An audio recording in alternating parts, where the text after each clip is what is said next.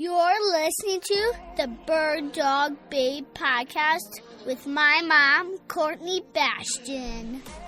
This episode is presented to you by Purina Pro Plan and Boss Shotshells. You can kill anything with a 20 gauge that you can kill with a 12. I tell all my students, don't get caught up in that. I have to shoot a 12 gauge because I can tell you right now, it's the Indian, not the arrow. If you miss, it ain't because the gun was off. As much as you want to blame it on bent barrels, it's just a matter of, did you keep your head down in the gun? Were you looking at the bird or were you looking at the bead? You just need to remember that they make more than one gun for a really good reason. So take your time. Hey Bird Dog Babes, my name is Courtney Bastion and I am obsessed with all things bird dogs. And I'm here to share with you the stories, experiences, knowledge, and opinions from the women and a few guys in the industry that are killing it. I'm a Wisconsin girl living in a Montana world, mom and two incredible kiddos, wife and occasional assistant to a pro gun dog trainer, traveling the U.S. talking about canine nutrition while hunting, raising, and competing with my German Wirehair Pointers and Brachy Italiano.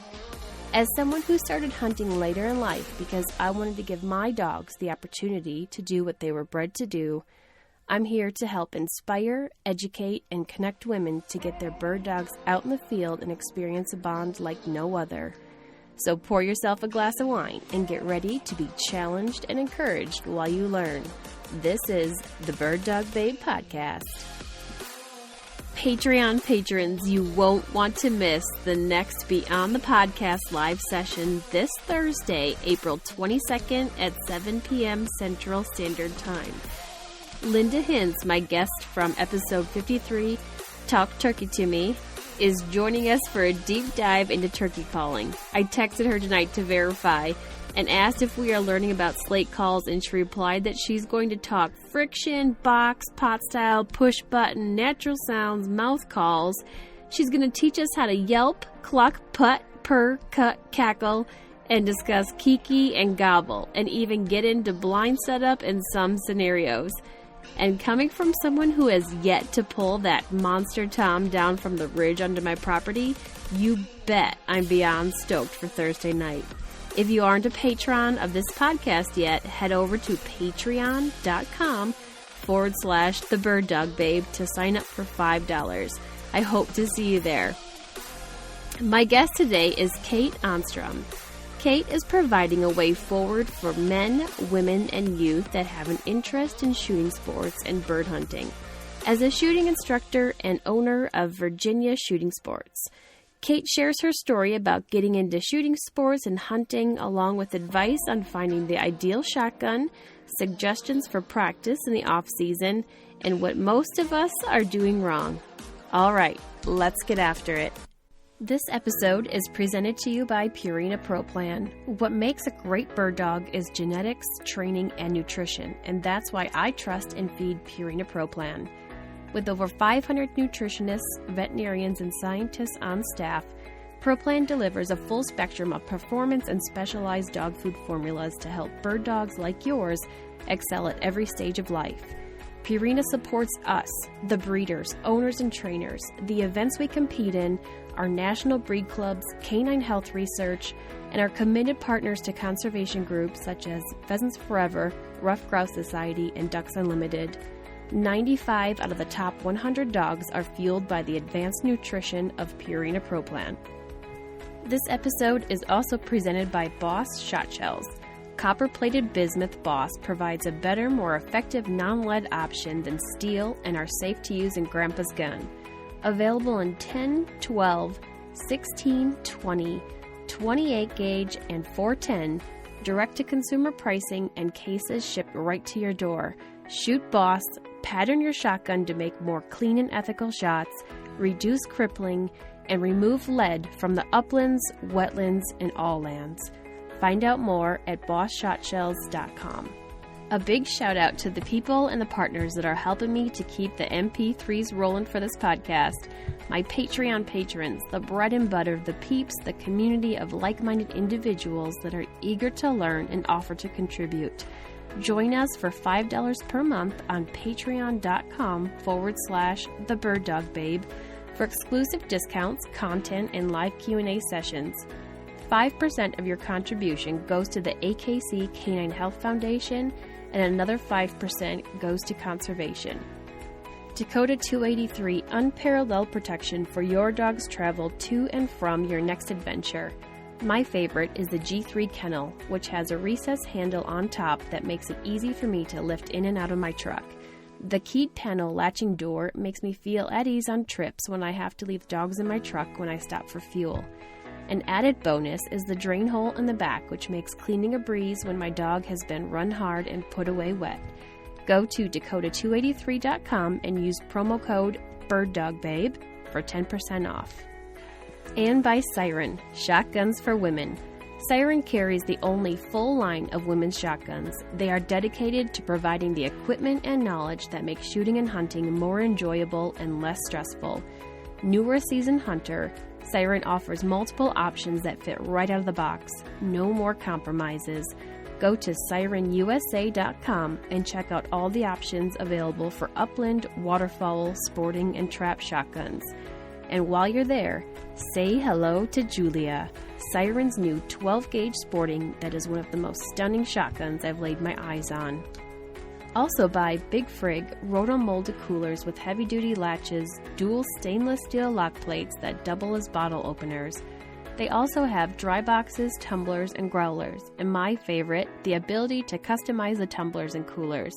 Head to thebirddogbabe.com/bigfrig to view the wide array of sizes and colors available. There's a Badlands cooler perfect for your way of life. Good morning, Kate, and welcome to the podcast.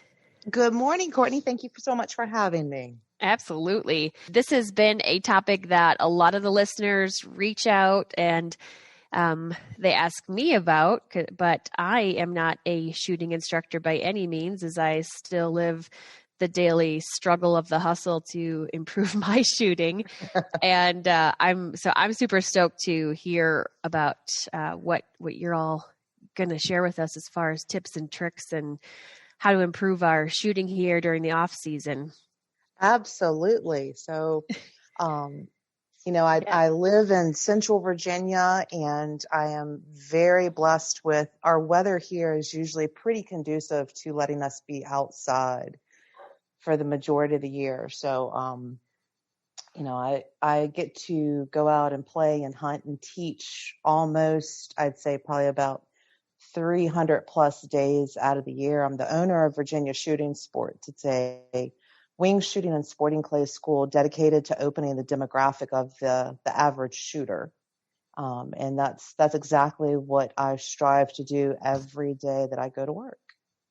So you basically have a dream job, your dream job. Yeah. And Courtney, every day I get up and, I'm headed out here shortly to go and teach down at one of my courses for the day. And every day I get up to do that, I still just kind of have to pinch myself and go, wow, I'm doing this. This is happening. That's incredible. So what are you teaching today? So today I've got two students who are already existing clients. Both are competition shooters. Neither one, and the first one really doesn't care if he ever shoots anything feathered. He just loves, this is a retirement gig for him. He loves going and shooting competition clays.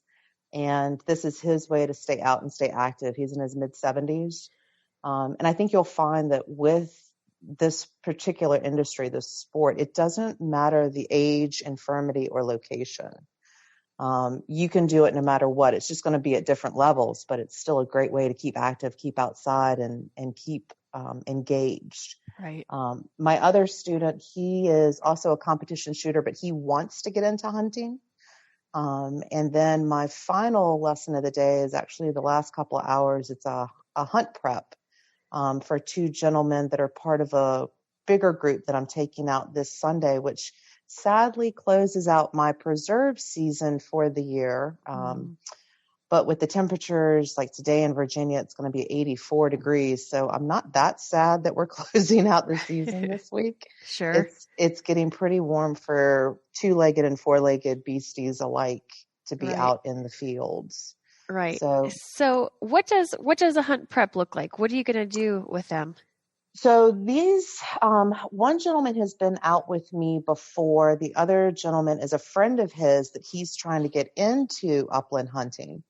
So for Russ, it's going to be a little bit of a review, and for Bill, it's just going to be a complete introduction. And what I do is we start off with basically just some warm-up shots, just getting everybody comfortable with making sure they have a proper shoulder mount, going over Shotshell shooting methods, because that's typically what we use in the hunt field. And then we kind of get into the parlances of the field, because they're not going to be just in the field by themselves. We have other guns. We've got the guide. We've got myself. We've got dogs. We've got connecting hunt fields around us. So huge segment on safety and how to be in the field and stay safe. I do a lot with if a bird gets up in front of you and stays low, if a bird gets up and goes over top and you still want to take that shot, but the bird is directly overhead, how to safely turn and pivot and get back into the bird. If the bird goes into the woods, that's always a fun one, especially with this weather getting hot. I never seem to have a shortage of people raising their hand that they want to be the one to get in the woods and cool off in the shade a little bit. But there's a lot of different things that we cover. Again, just basically how to stay safe and what to expect on the hunt. And basically just trying to get people more excited about getting in the field and doing it more. Okay. Are you typically with these, are you guiding with your personal dogs, or are they bringing in their own? So I don't ever let students bring their own dogs. Two reasons. One, if they're in a group and they typically will not know the other guns in that group, the worst case scenario is I have some other random gun that has shot my student's dog in the middle of the hunt field. Oh gosh. I would never ever want to place a student's animal in that position, because most all of my hunts are beginner hunts. Mm-hmm. I do have some very dedicated clients that hunt with me throughout the year and often. That's a different case scenario. And actually all of them have now progressed and gone on and gotten their own dogs. So I imagine they'll be kind of breaking away and going on more hunts by themselves. And that's exactly what I want to happen. I want you to graduate from me. But for those that are new to this, I never let them bring their dog if they have one. Also, they're never going to be able to enjoy the hunt. They're going to be so busy trying to work the dog that they're not going to be able to shoot. And if quite frankly, if you're at the level where you can work your dog and shoot, you don't need me. Mm-hmm. You know, and this is all about getting more guns into the field and more people into the sport. I love it. So you have your short hairs out there then? I actually have a 5-month-old, actually it's about 5.5 months old, little Lacy Blues. Her mother is my favorite dog to hunt over in the entire world. And we had the opportunity to purchase a puppy and brought Lacy home. I think it was December 20th of last year. So ended a terrible year with such a fabulous highlight. But she will be in the hunt field with me, with my husband working her for clients. Okay. So that I can concentrate on clients and he can work Lacy. So next year we're going to be adding another either full sister or half sister. So in about 3 years, I imagine we'll have our own little GSP fleet. Right. Well, and that's a lot of, commitment to just the dog aspect of it, to be working around the novice shooters that you have. So, what are some of your expectations for the dogs that that you're putting out with them as Well, far as steadiness levels? Yeah, she, I'm sure all your listeners out there have had that moment where they have that pup and they see that pup point for the first time. And although you've seen that 1,000 times with other dogs, something about having your dog go on point for that first time, it's just absolutely, I mean, Yes. I was standing in the field and I was looking at everyone going, oh my God, Lacey's pointing. And they're looking at me going, well, duh. She's a pointer. It's like, you don't understand. It's my dog. You're right. And then she started honoring and backing the other dogs that we were running her with. Wow. Which were far more seasoned, 5, 6-year-old Llewellyn setters. And that just completely, wow. I walked through half the field with my mouth dragging through the cover just because I couldn't believe she was already doing that. But you're just watch for the bird. I'm going to keep my eyes on the dog for a minute here. Yeah. Just phone clicking away a million miles a minute, just taking pictures after pictures. But for students, having steady dogs is everything. Mm-hmm. Having dogs bump birds, because these guns, I mean, I have people that are literally kind of Elmer Fudding a little bit. They've got the gun up on their shoulder and they're trying to creep along instead of keeping the gun down, where a more seasoned shooter would have the gun getting ready for flush versus in a mounted position waiting for the bird. So they need to have everything more orchestrated as a new shooter. And that's fine. And I tell people, I make no bones about it, my hunts for beginner shooters are highly orchestrated. Mm-hmm. We plant the birds a particular way. We use particular guides with certain dogs because those dogs are so tremendously steady, and they retrieve back to hand very neatly and cleanly. And it's in ways a show, but it's a show that gets people so excited and realize, and I tell people too, this is a hunt at this level. Not every dog performs at this level. So don't go next door to your neighbor that raises a Brittany and be like, oh, this dog is going to give me exactly what I just saw, 6 months ago with Kate. It's not going to happen. Right. But for my students, it needs to be super safe and really, really enjoyable so that they want to come back. They want to do it again. Right. Well, and if there were dogs just out there bumping birds all over the place, that wouldn't be an enjoyable or safe hunt. So that makes sense that they have to be at that level. Yeah. I mean, I've personally been on hunts where it's, sometimes it's fine. They bump a couple birds. It's not a big deal. It sometimes can be a little bit more exciting, but if it's happening every bird every time, it gets really annoying really fast. Right. So what about you, Kate? I want to hear more about your story and how you came into this. Have you been hunting the majority of your life? I would love to say that I have been a huntress from decades back, but honestly, I grew up on a 400-acre farm out in Hanover in Virginia, and we lived a very subsistent lifestyle. We had numerous acres under crop. We sold our vegetables and raised hogs and chickens and all that good stuff. And so every now and then Dad would take either myself or one of my 2 younger brothers, and we would go and sit in the stand with Dad and watch Dad deer hunt. Well, that was kind of my hunting experience. But he just wanted to get us out. He just knew that was quiet downtime for us to sit and, spend time together. And fast forward, it was probably about 15 years ago that I met my now husband, and he's an avid archer and bow hunter, and said, why don't you try this with me? And bought me it was like a $200 or $300 used bow from Green Top, our local sporting goods store.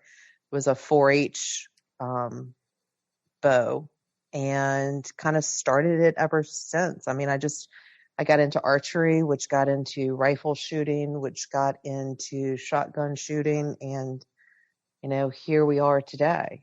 It was a very big snowball effect, I guess you would say. So when did the bird dogs come into the picture? So I have been on a quest to add a bird dog to the household for about, I'd say about 3 or 4 years now.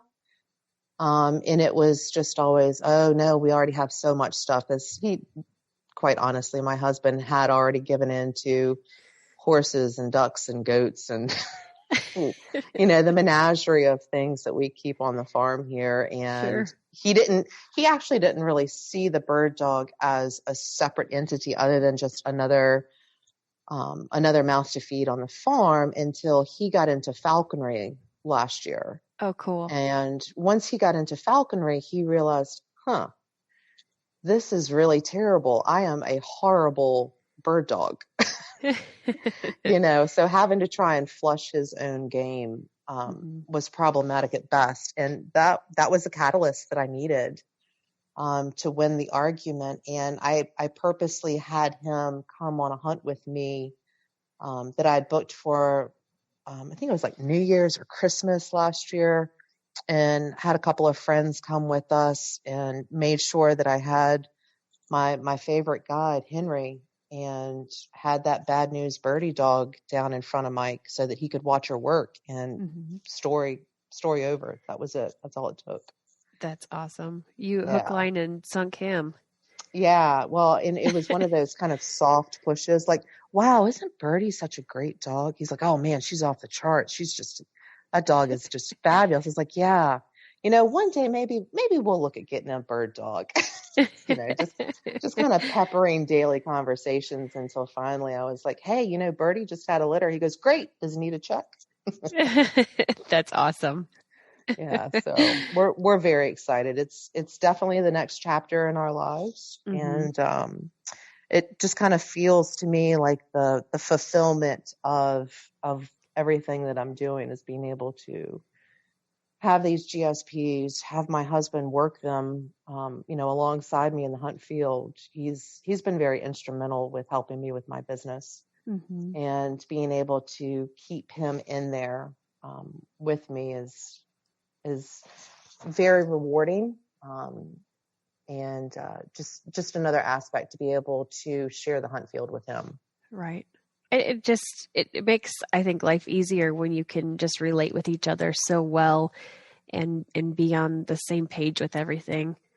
Yeah. And he tends to, he doesn't fight back as hard when I have to tell him to do stuff. So, well, you guys have a pretty fun business, so I can't imagine. Yeah. So is he doing the training with the dog, or are you guys going to a NAVTA chapter? What are you doing there?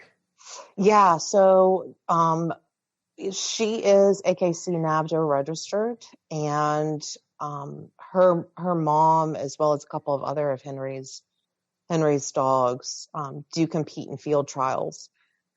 So for me, it's a matter of, I need to kind of see where Lacey Blues wants to go. She's currently in training right now with Neil Cotter at Orapax Preserve. And I'm just kind of letting her figure out what she wants to do, whether we're going to do AKC hunt test or NAVTA or what we want to do.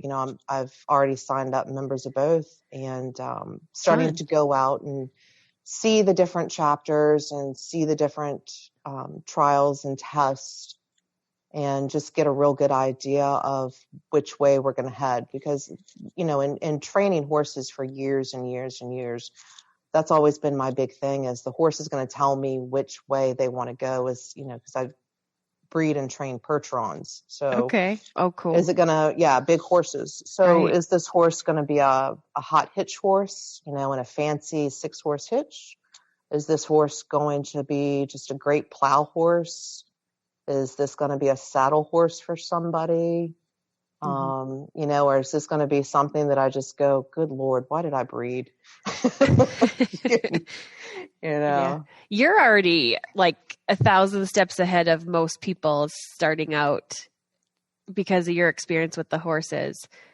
And it sounds like everything you're doing there is absolutely perfect. And you said that the mother does field trials. Is it horseback field trials? No, she doesn't do horseback. I don't know that you could Okay. get Henry near a horse. Okay. He's a really neat guy. He local here in the Glen Allen area, and this is Sundance Skyview's Bad News Birdie, I believe is Birdie's full name, and she is the 2019 Browning National Upland Classic Amateur High Point Champion. Good Lord, that's a mouthful. So Lacey Blues has some big paws to fill growing up behind her mom. Mm-hmm. But I am excited to be able to get out there and see Lacey compete, against her mom and against the other dogs that are out from that litter. Mm-hmm. But neat. I'm like seeing you on a Pertron in a field trial right now, running your puppy. The only problem is if I got to get off, I can't get back on without a ladder. Sure.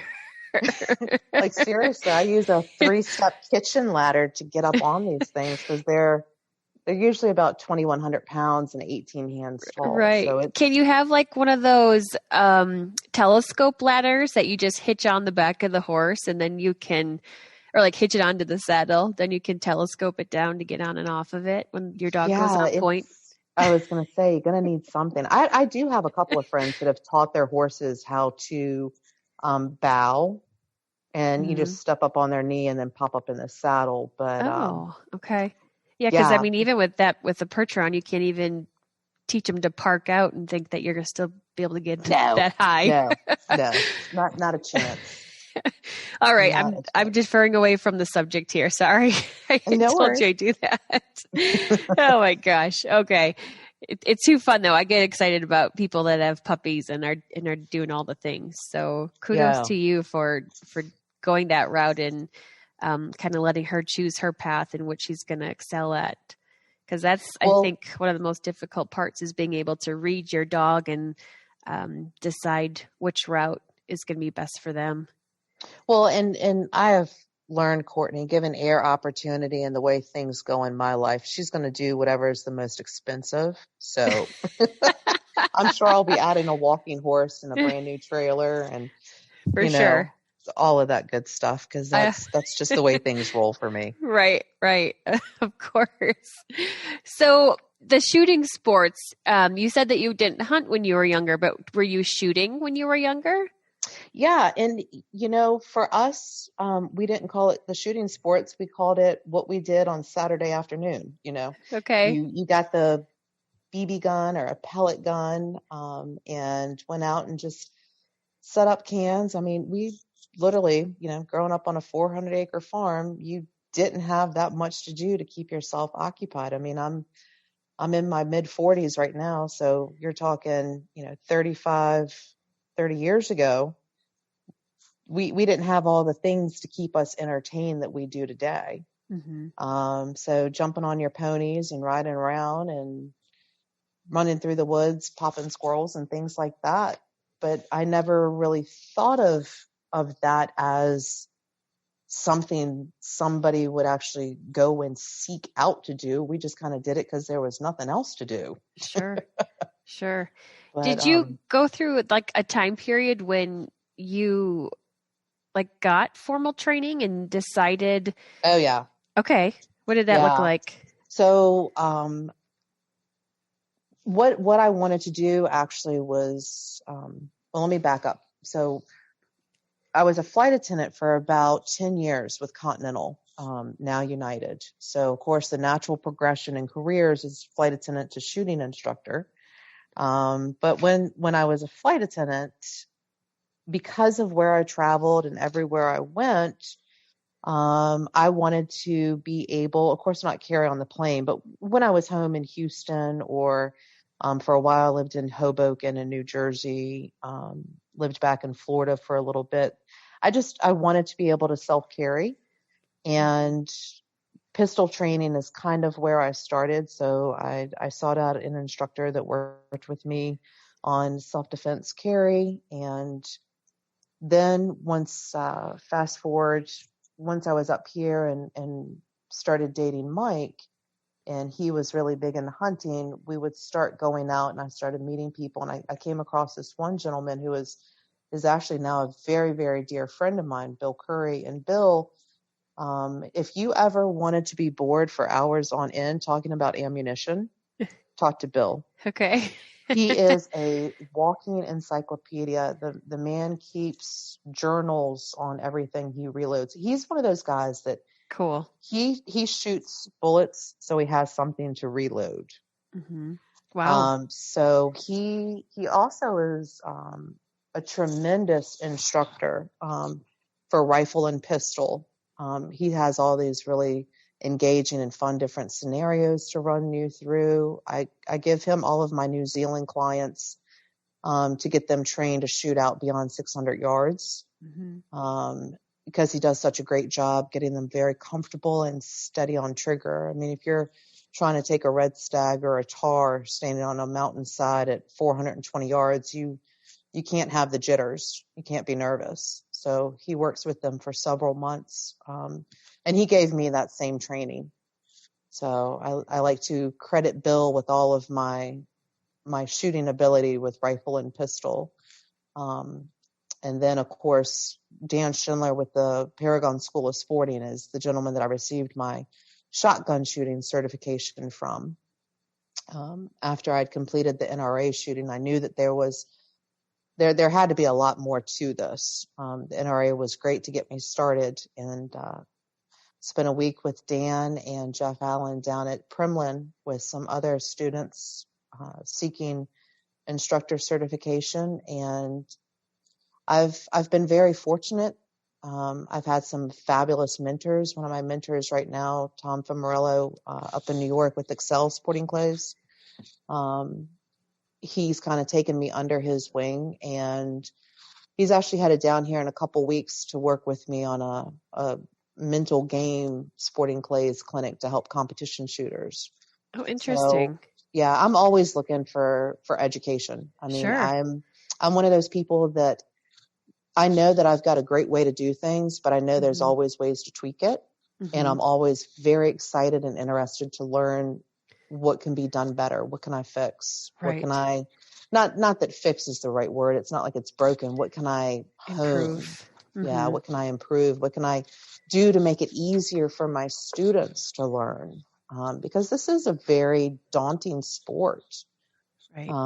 You see the guys pull up and they've got their, $20,000 side by side and their gun scabbards on the back of it and their Beretta gear head to toe. And as a new shooter, you're like, holy cow, I just spent $15 to rent this beat up old shotgun and, mm-hmm. another $20 on 2 boxes of shells. And I'm not really sure how to load it. Right. It's a little intimidating. Yeah, it can be. So how long has your business been going? I started Virginia Shooting Sports in September of 2017, I believe it was. Okay. I had previously been working under another gentleman who runs a sporting clay course just down the road from where we live. And I'd been with him for probably about 5 or 6 years and just kind of learning the back end of the business. I unfortunately learned how to work on traps, and once he figured out that I was actually pretty good at it, that just expanded and grew. Went from trapping to working on traps to kind of being right-hand man, helping him with events and putting together corporate shoots to creating events, to creating his website and social media and booking appointments, and then just kind of shadowing him and learning his style of teaching and instructing. And that's really what got me excited. And I was an instructor for several years in the horse industry, teaching people how to ride and work with horses. And when I was a flight attendant, I was always lead flight attendant or first galley flight attendant, teaching other flight attendants. And So I've always been in some sort of leadership instructor role, and I've always enjoyed that. Yeah. And just expanded that within sporting clays, and it was just a perfect match. Hold up just 1 second so I can tell you about our new launch of the Bird Dog E-Academy. William and I have designed a school for bird dog owners and breeders, like legit classes, where a new module drops every week. You get a checklist, weekly assessments, and follow along with videos of several different dogs. After going through the beta phase with students, we have launched the Reliable Retrieve course. This course follows the progress and struggles of 4 different dogs with 4 different personalities. This is a little to no pressure course. You will learn to read your dog and decide which option is best for them. The best and most unique part of this course that no other online dog training course has ever offered is you will get 100% support. Weekly live Q&A sessions, a private Facebook group for you to ask questions, post videos of what you and your dog are working through, and watch other people and their dogs to help you become a better overall trainer yourself. This is a big commitment for a pro trainer, and also the reason that this particular course will only be offered 3 times a year and is limited to only 50 people. We start the Reliable Retrieve on Monday, April 19th. So head over to birddogeacademy.com to register. So you're teaching all demographics then? You're not just actively seeking out to help women, you're helping everybody? No, anybody that has the desire to get on the clay course, I want them to come and see me, because I want to know that they are comfortable with me, that they've got a good, and I tell people all the time, hey, if for some reason you leave me today and I never see you again, at least I know that you will know how to safely use a cracking gun and auto loader, and you will know the rules and regulations when you're on a sporting clay field. You'll understand how to stay safe, keep others around you safe, and understand the fundamentals of what's going on with that clay bird in front of you. You're not going to hit every bird in front of you, because that just takes time and, as I say, shells down the barrel. But you won't stand there scratching your head going, what's going on? Why am I not able to do this? Mm-hmm. So you have something really unique going on there that I didn't realize until now, is you are really focusing on the instruction. So people aren't just coming to your place and just picking up a gun and shooting by themselves. You're actually out there with them, helping them and teaching them. Yeah. So, and there's a little misconception, because people see Virginia Shooting Sports and like, oh, well, where are you located? I actually have instructor's rights at 2 fields owned by 2 different people. Central Virginia Sporting Clays is located in Palmyra, which is in between Richmond and Charlottesville, and that's owned by Brad Lansadell. And I'm usually there 3 days a week. And then my other course, which is Old Forge Sporting Clays, which is down towards New Kent, which is in between Richmond and Williamsburg. So I've got a course on the west of Richmond, and I've got a course on the east side of Richmond, which is fantastic. I'm you have a good spread. Yeah. Mm-hmm. I mean, I tell everybody I'm a geographic anomaly. I literally drive an hour anywhere. It's just I'm constantly on the road, but it's fantastic because I'm able to take care of, I've got a lot of clients that come up from North Carolina, Virginia Beach, that kind of way. So they go to Old Forge. And then students coming from West Virginia, Northern Virginia, they tend to go to the Palmyra course. And Richmond, you live in Richmond, you can go either way. Okay. It's just a matter of, do you want to drive east on 64 or west on 64? But I don't have my own field. Quite frankly, I don't know how in the world I would be able to add that extra layer with everything that I have going on. I think at that point I would definitely need staff, something more than just the dog. Okay. So it's sporting clays and also preserve hunts. Yes. So the preserve hunts, sporting clays. I also do a ton of events throughout the year, in the off season to get people just more engaged and more excited, especially with everything that happened last year. I've got one event, Shotguns and Saddles, which is a ladies' 3-day, 2-night getaway up in Shenandoah Mountains, and that sold out in a week. That sounds amazing. Tell me more about that. Yeah, I didn't even have a chance to advertise it. I literally mentioned something on my business Facebook page, and a week later it was sold out. And I was like, well, good Lord. How many spots do you take for it? 10. Okay. That's a workable number for the guide, the horse guide that I'm using. And the gun club, Shenandoah Gun Club that we're using can certainly take more shooters, but so what happens is we gather together Sunday afternoon, have cocktails around the fire pit, have a yummy dinner. The next morning, everybody gets up, have a big old country cowgirl breakfast, and then saddle up and literally ride over the mountain because we're right in Swope on the Shenandoah National Park, and ride over the mountain from where the outfitter is located and drop down into the gun club, tie up the horses, grab up the guns, and get to shooting clay birds.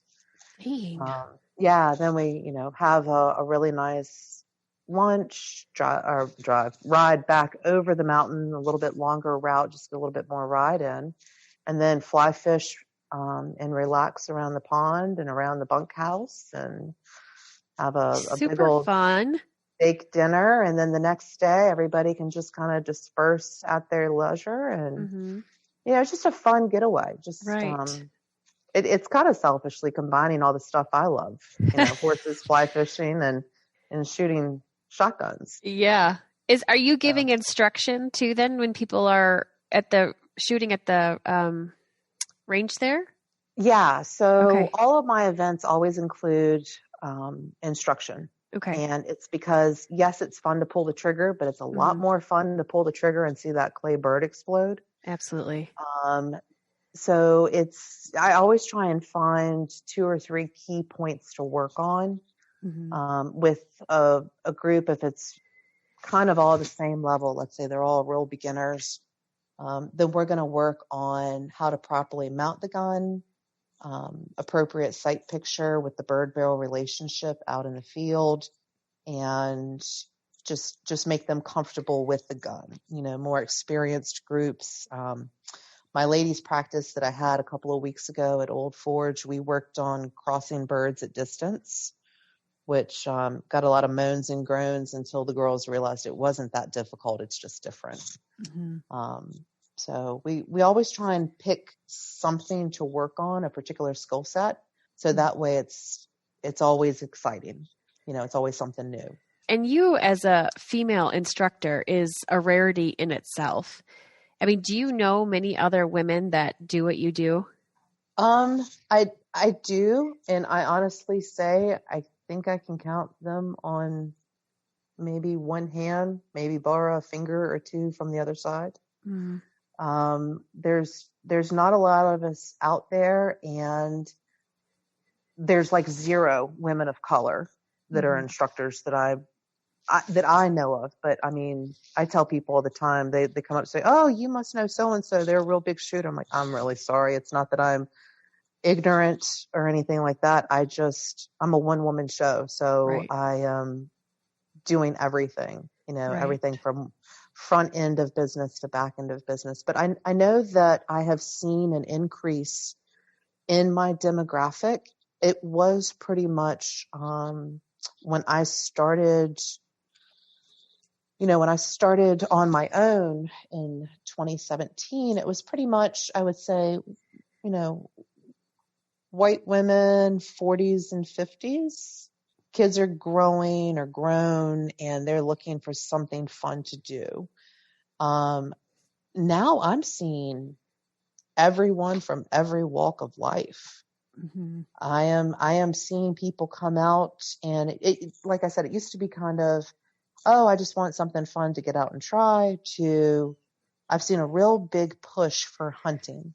I've got quite a few people that have come to me saying, I think if push comes to shove, if I had to, I could pick up a shotgun and probably be able to go and find a bird. I'm like, well, I wish it was that easy, but let's get you started. Right. You know, the wild birds, that's a whole nother conversation, but it lets them have the confidence in a particular skill set that you just don't find in the everyday average person. Mm-hmm. So it kind of is a confidence booster. I know for a lot of people, I've got some younger students that are athletes that their personality is a little more timid, a little more shy. Sure. And it just seems to be a confidence builder. You know, I can do this. I can pick up this shotgun and shoot that clay bird and connect the dots and make it happen. Mm-hmm. So what do you think? I mean, do you have people coming in, students that, I mean, whether they're man or woman, that they have mentioned to you that they're grateful that you are a woman instructor and that they have more relatability? Yeah, actually that happened to me about 2 weeks ago. I was at one of my courses and was going inside of the clubhouse and getting my stuff together, waiting on my student who was a woman to show up, and she pulls up and I walk out to meet her and get her all sorted on the golf cart and stuff. And I noticed this other lady who was kind of hanging around, and I kind of figured she was waiting for one of the guys there to give her a lesson. And she looks right at me and she goes, "You're an instructor?" I said, "Yes, ma'am. You know, nice to meet you. My name's Kate Ahnstrom. I own Virginia Shooting Sports." And she goes, "Well, I'm going to take this lesson with this guy, but I need your card so I can give you a call." And I said, I appreciate that. I was like, please understand, because of the dynamic that I'm at his course. Yeah. I don't want to give you the card, but I will tell you my cards are inside on the fridge. Sure. Right. But I hear it a lot. And I think it's just because it's not that women don't want to have a male instructor. There is just something much more relatable. There's something much more comfortable about having a female instructor. I don't know. I've seen the full gamut of some women have come to me and they've told me some horrible story about some guy who basically was barking at them, not particularly teaching them anything, but was rather abrasive and gruff, and I guess felt the need to show how safe and confident he was in what he was doing, that it just came across really abrasive. Okay. I've had some just say, "No, I know I can't learn anything from my husband, so I'll be damned if I go pay some guy money." So. Right. But in the same token, have you found some challenges with being a woman instructor? Oh, yeah. That it's been kind of blatantly clear to you because you're a woman? Yeah. Okay. Yeah, I mean, that's in everything. And then, my husband and I have conversations all the time about how my lessons go. And it doesn't happen a lot. And I think because, I'm 6 foot tall and, I'm a big girl.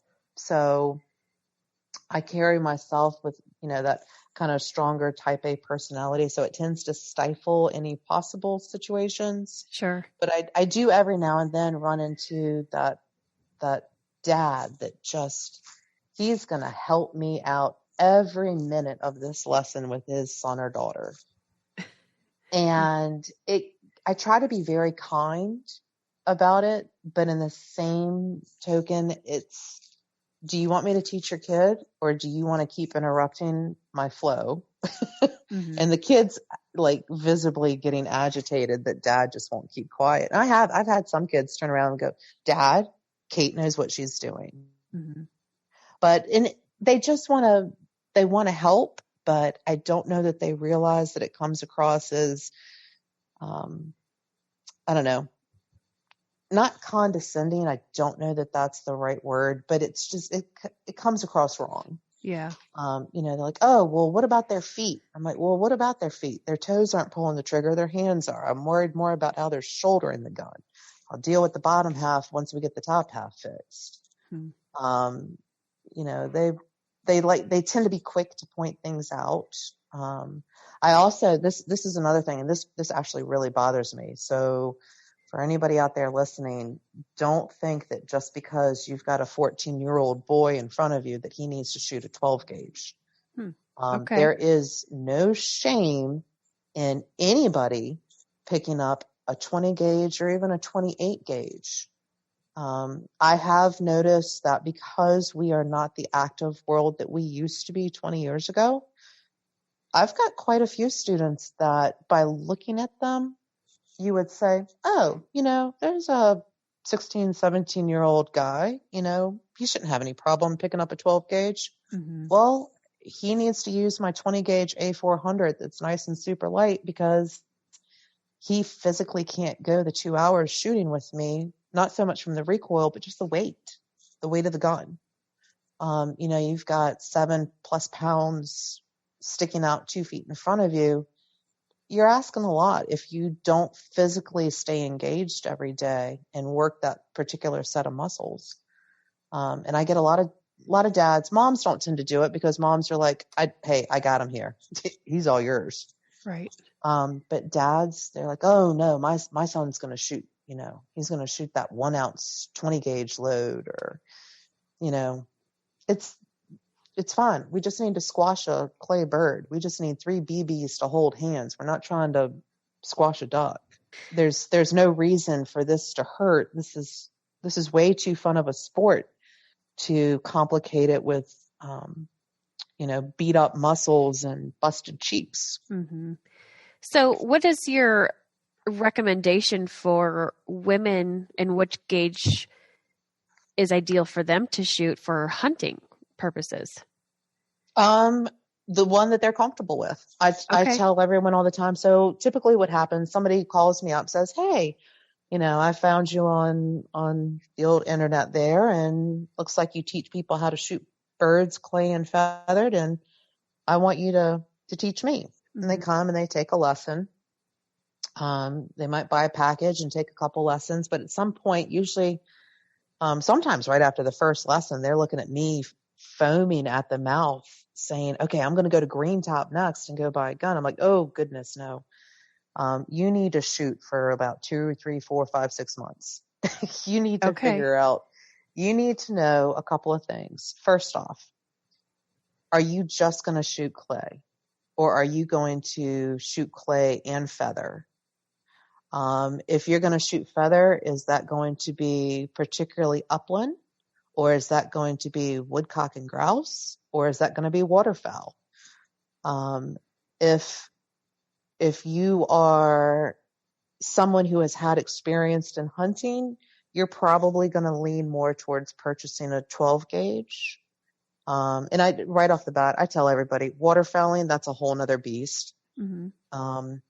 Don't take your really nice, Syren Tempio cracking gun into the duck blind. Get that waterfowler. That's what they're for. They double as a boat paddle if you need it. But you need to figure out what you want to do, and then from there, shoot a bunch of guns. I'm on the pro staff for Syren Caesar Guarini Fab Arm. I absolutely love their guns. I've sold quite a few for them to students because I have no problem bringing in a demo gun and letting somebody shoot a couple of different guns and seeing what they want and having that serious conversation of, okay, so you tell me you want to shoot upland birds, but you also like to shoot clay. So let's look at that Tempio sporting, because you might want, you're going to carry a little bit heavier gun in the field, but in the off season, you're telling me that you're going to be shooting a bunch of clay, whereas in the hunting season, you might only get a chance to do 3, 4, 5 hunts. So the majority of what you're going to be doing is shooting clay. So you don't want that recoil, versus, a Tempio light or something that's a lighter gun that, it's a little easier to carry in the field, but you're going to take a little bit more beating because it doesn't have the weight to balance out that recoil. And then as far as the gauge go, that you can kill anything with a 20 gauge that you can kill with a 12. I tell all my students, don't get caught up in that. I have to shoot a 12 gauge because I can tell you right now, it's the Indian, not the arrow. Okay. So if you miss, it ain't because the gun was off. As much as you want to blame it on bent barrels, it's just a matter of, did you keep your head down in the gun? Were you looking at the bird or were you looking at the bead? You just need to remember that they make more than one gun for a really good reason. So take your time. Just about every public sporting clay course out there will rent guns. Take advantage of that inventory. Find a pro staffer or a factory rep. Reach out to them and say, hey, I'm looking at purchasing this gun. Can you get one pulled down for me for a demo?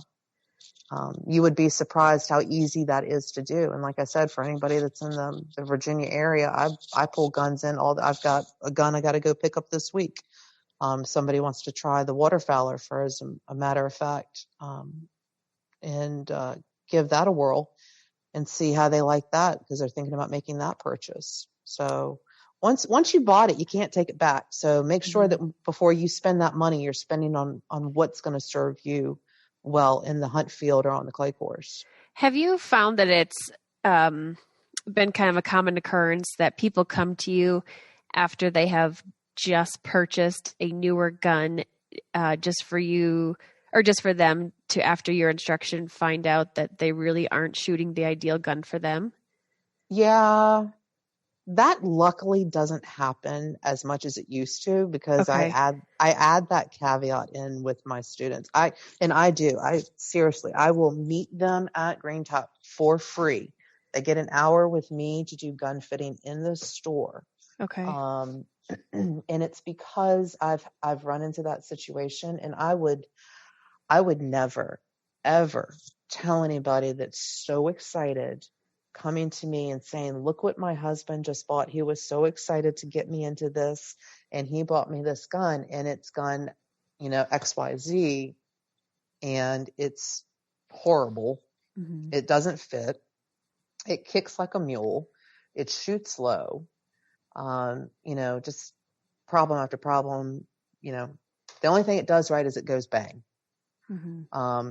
But you've got to very tactfully let the person know, say, okay, so don't worry. It's no big deal.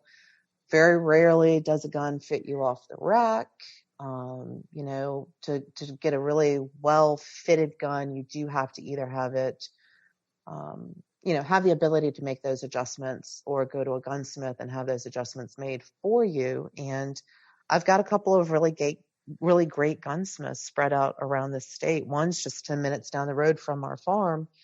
And he's fantastic, very kind. And he's worked on everything for me from, Stogers to, I've had a gentleman take his Purdy to him. So I just tell him it's a gun that goes bang, but we need to make it work for you. And this is what it's going to take. And sometimes it's got to be a frank conversation.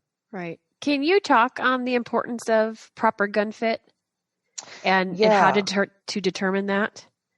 Yeah. So I tell everyone that rib going down the top of the barrel, just think of that as an extension of your eye. And for hunting, for bird hunting and for sporting clays, we typically want to have like a 50-50 up to 65-35 split. And what that means is, if you were to go out to 25 yards and shoot paper, shoot steel, 50% of the BBs would be on the top half of the line, and the other 50% would be below line. And that's going to be determined with where the actual pupil is sitting on the gun, or the iris. If your eye is sitting high on that rib, you're going to shoot high. And lot of people don't realize this, but 1 inch of movement in the shooter's box at 30 yards, that's an 8-foot movement either for or against you. It's just, there's a lot of geometry involved with shooting clay and feather, but we don't have the time or the need to sit down with 4 long chalkboards and put that equation out on the chalkboard. We just need to go, okay, there's bird, shoot bird, gun fits, don't need to work with anything else. So if your eye isn't sitting correctly on that gun, you're not going to, you can hit your target, but you're going to have to make a few adjustments. I had a group come to me the other weekend for a hunt, and this exact same thing happened. One of the girls had this fabulous Benelli autoloader that her husband had just bought her for her birthday, and it fit fine. Her eye was, probably about 1/4 of an inch high, and we're getting ready to go into the hunt field in less than 2 hours. So there's not so much I can do. So I just told her, I said, just see the bird above your barrel, but see a little gap between that barrel and that bird. And she went from miss, miss, miss to crush, crush, crush. So you can do things to fix the fit, but you need to make sure that the gun fits you well in the shoulder, especially for women. We need a different pitch in the toe of the gun because I don't know if anybody's noticed or not, but we're built a little differently in the front. So yeah, we've got to compensate for where that gun hits our shoulder and isn't pressing actually on the mammary gland, because that, if you hold the gun too low, that you'll definitely know that you've held that gun low and hit that gland or hit that particular muscle group, because it hurts. Yeah. And I mean, quite frankly, if you do this and it hurts, you're not going to keep doing it. Like I've said before, this is way too much fun for it to be uncomfortable. Take the time, go see a professional. Your local gunsmith, a competent gunsmith, can easily do a gun fit for you if you don't have a shooting instructor that's available to you. Mm-hmm. So as a woman interested in starting out, whether it be shooting or hunting, what is the best approach for them to start with a gun for maybe the first time or after, or still being a novice, to help keep them comfortable, confident, and having a good experience? What should they avoid and what should they actively seek out to do? So I usually tell people, shoot the lightest load you can find that your gun will cycle if you're not shooting a cracking gun. I typically will either give somebody, like, I've got an auto loader that I love to use because it's really nice and light. It's 20 gauge and it can cycle, a 7/8 ounce, 12-10 foot per second shell. And I have certain shells that I like to use. I am a bit of a shell snob. I'm sorry, Rio, but I just can't shoot you. You give me a headache by the second shot. So I tell people, just like you wouldn't go out and just grab any pair of shoes off the rack, certain shoes feel better and are more comfortable. Certain guns feel more comfortable and just provide a better experience. Again, it kind of gets all into it. When you first start, you're not willing to go out and spend $2,000 or $3,000 on the gun and, right, all the accoutrement that goes with it. So take your time. Seek out someone to help guide you through that. I tell people all the time, feel free to give me a text, or, give me a call. And I'm happy to talk to you about what your options are and what you can do to get started in the sport. First and foremost, that's what I do. That's what I love to do. And it's selfish because if we don't have new blood coming into the shooting sports and into the hunt field, one day we're all going to turn around and look at each other and go, what the hell happened? Where'd all of our hunt fields go? Why did that preserve close? Why is that shotgun range no longer open anymore? I mean, it can happen very easily. We, especially with all the gun control and stuff trying to be pushed through, we need to be cognizant of, we have to have more people engaged in understanding this isn't just some Yahoo with an AR-15. This is an actual sport. This is something that can be enjoyed, again, by anybody, regardless of age, infirmity, or location, and that it has a lot to offer. What is your take on with the women's shotguns? So you and I are both very familiar with the Syren shotgun line. Mm-hmm. And have you seen, since Syren has come on board and are pretty popular now in the women's shooting and hunting, a big difference and of how that has helped women? Yeah.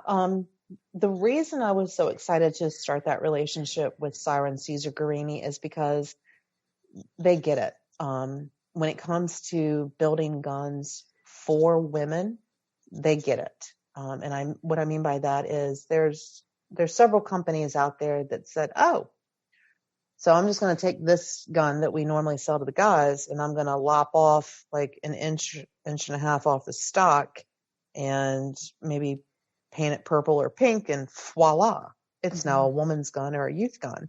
And that's not the case. Because there's a lot of balance that's involved in the build of the gun. Again, Syren Caesar Guarini, they actually keep the build of the gun fit to the dimensions of a woman. Again, if you haven't noticed, we're built differently.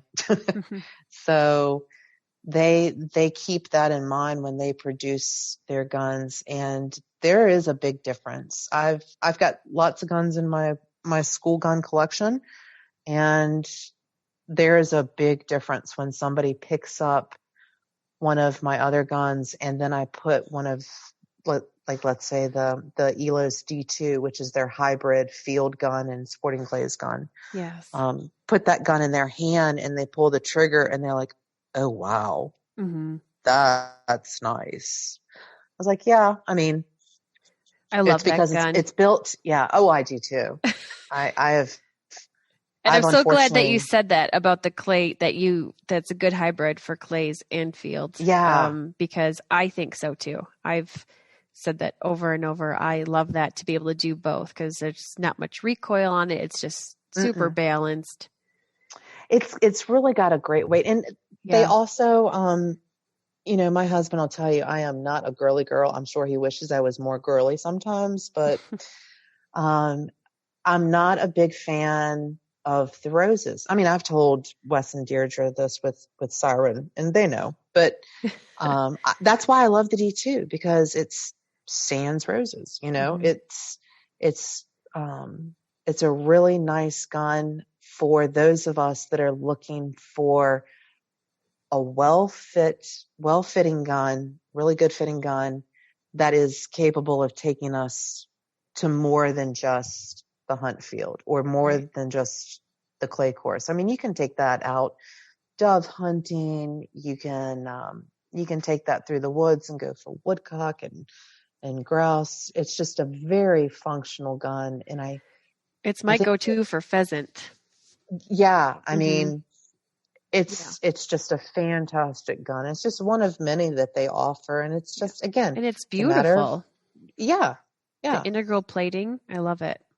Yep. And I know the case coloring is usually where everybody kind of oohs and ahs, because it's a beautiful gun. It's just like the new Julia that has come out. That's another one that's an ooh and ah. I actually had Wes and Deirdre, come down to a pheasant ring shoot that I put on with the Preserve at Dundee in February. And they brought down a bunch of guns, and Julia was one of them. And I was like, ooh, I get to see her in person. And she's gorgeous. Yeah. How does the weight feel? She's a little heavier than the other Syrens. Yeah. So I kind of put it as, Julia, she's not going to be for your person who just one day woke up and said, I'm going to go and buy a gun and get into hunting and shooting clay. It's for, someone like myself who has been doing it for a while, that's more experienced, that wants to add that kind of bespoke piece to their collection. Because it is a beautiful gun. And the functionality and the action in it is it's tremendous. So it's for someone that is on a little bit more seasoned level shooter. Sure. It's just offering something else, because you find yourself as a gun manufacturer. Okay, I'm making women's guns, but I want to make women's guns for all kinds of women shooters, not just that house mom that's decided the kids are grown and I'm going to go out and start shooting clay and feather. You need to kind of cover the full gamut of your market. Talking about what we should be doing in the off season right now to prepare for season, how often do you recommend that we be shooting, and what should we be shooting? Every day. I'll write everybody a prescription for their boss every day. No, you should be going out realistically twice a month. Okay. That tends to, and I'm just being very, very realistic of people being pulled in all sorts of other directions. One thing I have noticed from the pandemic is it's been really nice that people have had more freedom with the kids being remote and with people doing Zoom meetings. It is not uncommon for someone to pull up. They see me over near my car or truck and I'm getting the golf cart loaded up for their lesson, and they roll down the window and they kind of give me the motion of, I'll be with you in a second. I'm finishing up my Zoom. Okay. And, I had one dad come out and he's like, hey, she's almost ready. She's just got to finish up geometry real quick. And I just started to laugh. I'm like, this is so fantastic. We're so much more mobile. But with everybody's lifestyles, if you can get out, matter of fact, one of my lessons today, this guy shoots 5 days a week, but he's retired. And this is what he does. Most people, they're not going to be able to shoot 5 days a week. They're going to shoot, they'll be lucky to get to the clay course 5 days a month. So if you can get out at least every other weekend or something, always better if you can get there in the weekday because it's not as crowded. That will certainly help to keep you honed in. I know the men and women in my area enjoy the fact that every other month I try to put together a practice session for 2 hours for the guys, 2 hours for the girls. And I find that if you have a buddy, you will do better at getting out to practice. Left to your own devices, you might have the best of intentions of grabbing your gun and getting to the course, but other things, life happens. Sure. But if you've got somebody calling or texting like, hey, are you ready to go yet? I'm waiting in the driveway. You'll be a lot more motivated to get in the car and go to the course. Do you think sporting clays are the best option for what's more realistic for hunting? Yeah, they're gonna offer you so many more different presentations.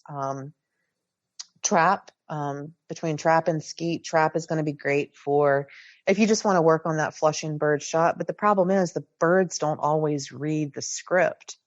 Particularly chucker, they get up nice and slow and they start to head straight out up in front of you. But depending on the wind and sun and stuff like that, they might very well turn. And now you've gone from a straightaway quartering flushing shot to you've got this, kind of picking up speed crossing shot at a funky angle over to the left. So that's where practicing on the sporting clay field will definitely help hone in those skills. On the skeet field, I always tell everybody stations like 3, 4, and 5. Those offer some good crossing opportunities. Basically anytime you can get out and shoot at a clay, you're going to be working on your skills. So if you only have a trap field to go to, that's just fine. I mean, it's, take what you can get, but ideally sporting clays is going to offer you the best, no pun intended, bang for the buck. Right. To get you dialed in for the next season. So as a bird hunter that's doing the sporting clays or the trap or the skeet, Are you recommending that they start out shouldered, or are Yeah. you okay? Yeah, So definitely. okay.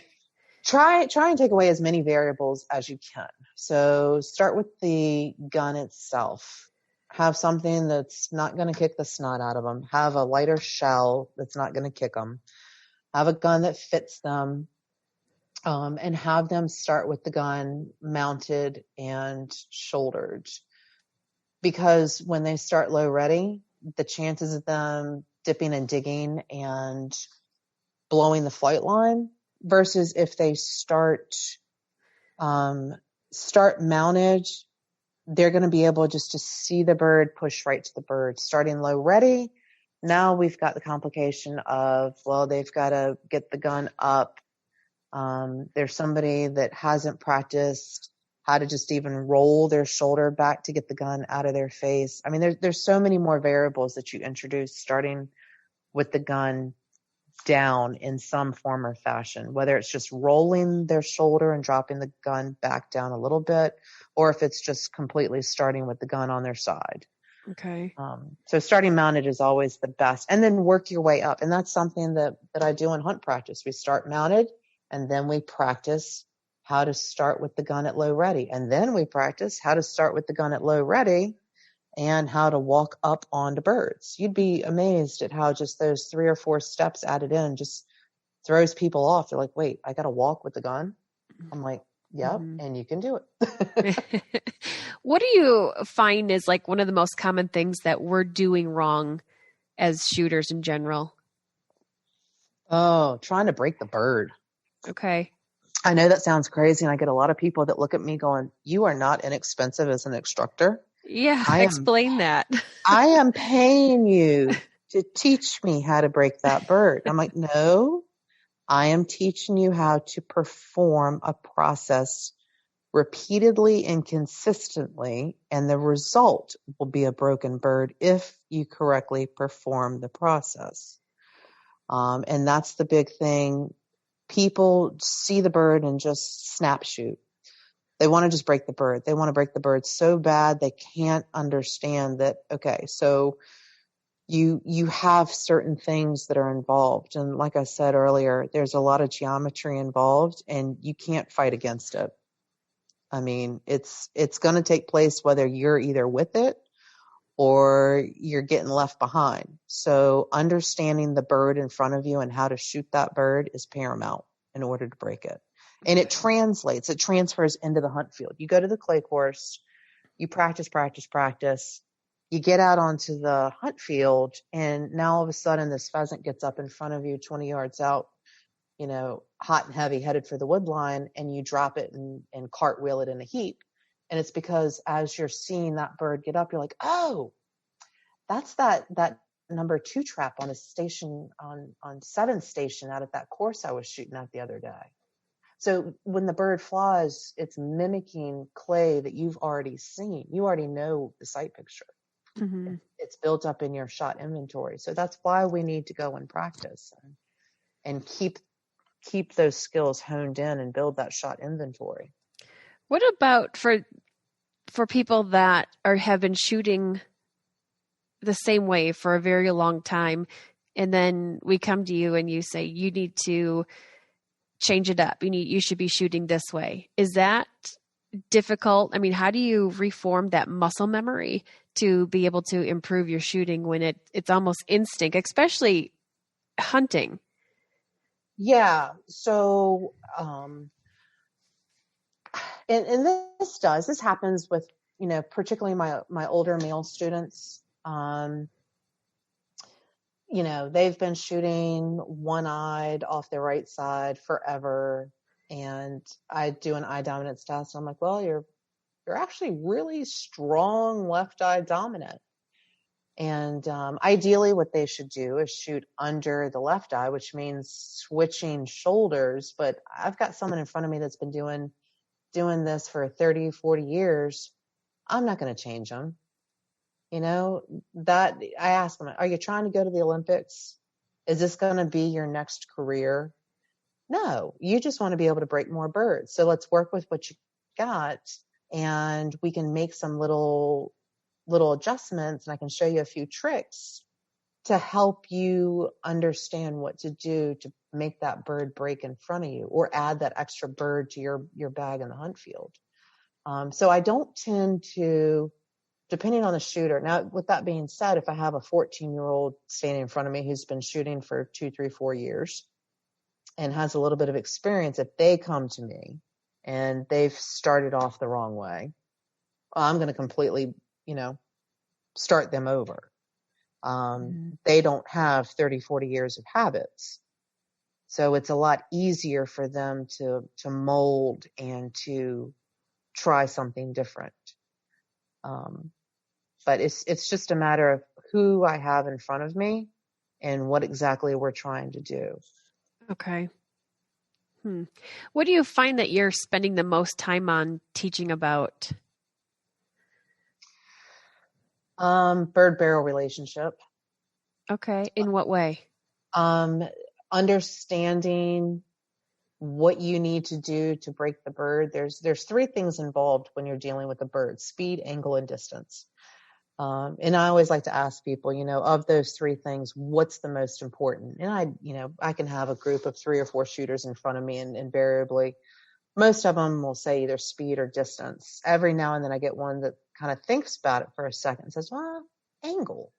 And it's usually someone that's been engaged in shooting clay before and has had the pleasure of seeing that chandelle or seeing a bird with kind of a hot, fast angle kind of dropping. So they're absolutely correct. Of those 3 factors, angle is always the biggest. And helping people understand what the bird is doing in front of them, that's usually the biggest thing that we spend the most amount of time on. And that's because that's the most important thing. Okay. If you think the bird is rising and it's really twisted and falling, and you're trying to shoot the bird up at 10 o'clock, and you need to be down underneath the bird to the left for a right to left bird, you need to be down at 8 o'clock. You're never going to hit it. So it's just a matter of helping them understand that bird-barrel relationship and what the bird is doing, what that angle is dictating. Very interesting, Kate. I've learned a ton from you during this. Yeah. So if you could, I always like to ask people what your favorite game bird recipe is. Oh, my pheasant salad sliders. Ooh, what's that? So this is after all of my hunts, and I joke with everyone. I'm like, I don't know if you guys are here for the hunt or for the food and cocktail hour afterwards, because I believe in throwing a good time, and a good time always involves good food and good drink. Pheasant salad sliders, basically, not that we ever need another reason to eat a King's Hawaiian roll, but it's just another great use for it. Basically, throw a couple of pheasant breasts onto the grill, pellet grill, and smoke them. Bring them up to about medium, pull it off the bone, shred it, add mayonnaise, finely chopped celery, onions, chopped walnuts, golden raisins, little salt, little pepper, stir it all together and slap it on that Hawaiian roll. And it is absolutely divine. That sounds amazing. Yeah, it's like a chicken salad, but that sweetness from the grill and that little bit of earthy game flavor from the pheasant, it just adds a lot more depth to the sandwich. That and my chucker chili are probably my 2 favorite recipes. Ooh. Yeah. Definitely gotten too hot to serve the chucker chili after hunts right now, but it was fabulous in the colder months. Yeah, you're going to have to send me those recipes. Yeah, everybody's been on me. I got to get those posted on my website. There you go. Speaking of website, Kate, tell us where we can find you and how we can connect with you, get some instruction from you. Absolutely. Just simply go to virginiashootingsports.com. You can also go to vashootingsports.com. You can find me on Facebook. Again, Virginia Shooting Sports, also on Instagram under the same handle. And you can always give me a call, 804-512-2771, or drop me an email, Kate, Kate, at vashootingsports.com. Oh my gosh, you gave out your phone number. You're going to get phone calls. I hope so. I hope so. But I got to tell you, if you're calling me about my car warranty, I already have a very good friend in India who has that covered. So don't call me about my car warranty, my student debt, or my social security number. I'm covered on that. You're awesome, Kate. Thank you so much for joining us. I appreciate it. Absolutely. It was fantastic, Courtney. Thank you so much. Thanks for listening to another episode of the Bird Dog Babe podcast. If you enjoyed this episode, share it and tag me and someone that would benefit from listening. Please help me out by giving the podcast a rating and review on whichever platform you're listening from, and hit subscribe so you don't miss an episode. Be sure to join me on Instagram, Facebook, and YouTube. And if you're interested in some Bird Dog Babe swag or gear that I rely on, be sure to check out the store on thebirddogbabe.com. And most importantly, don't forget to support the organizations that are working hard to conserve the birds you're chasing after and the public lands in which you hunt.